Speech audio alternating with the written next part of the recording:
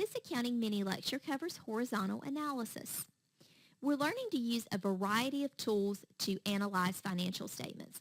Some of the more common techniques are horizontal analysis, vertical analysis, and ratio analysis.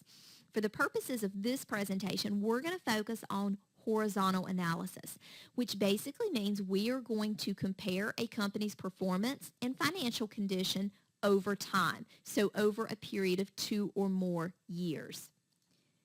Now, what we see here is an example of a horizontal analysis that has been performed on the assets section of a balance sheet. So this just kind of gives you a quick overview of how we're going to set it up. In just a moment, we're going to walk through step by step, and you're going to see how this process takes place. But for right now, we can basically see how we're going to set this up.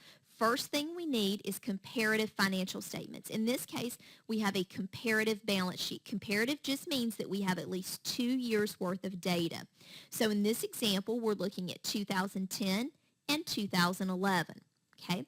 At this point, we need to add 2 columns to the end of the financial statements. We need one column that's going to compute the dollar change between the 2 years, and then we need another column that is going to show the percent change between the 2 years. Now, let's walk through this step by step, okay?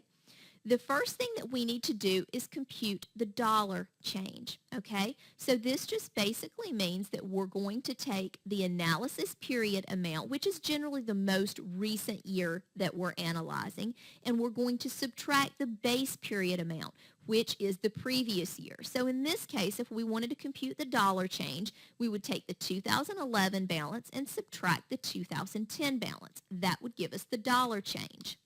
Now, to compute the percent change, we're going to take the dollar change and divide by the base period amount. Now, this is very important.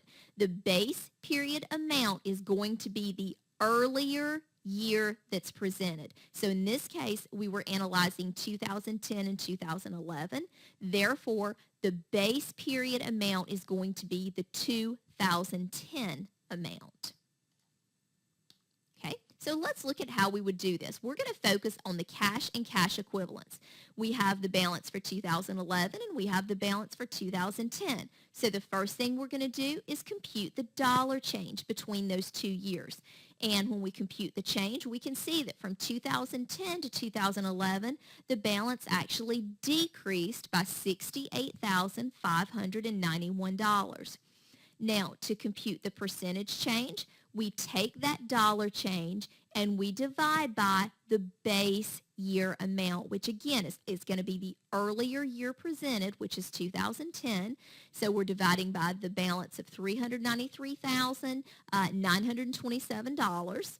And that gives us a percent change of 17.4%. And again, in this case, it's a decrease. So what this tells us is that in the cash and cash equivalents account from 2010 to 2011, our balance decreased by 17.4%. Okay?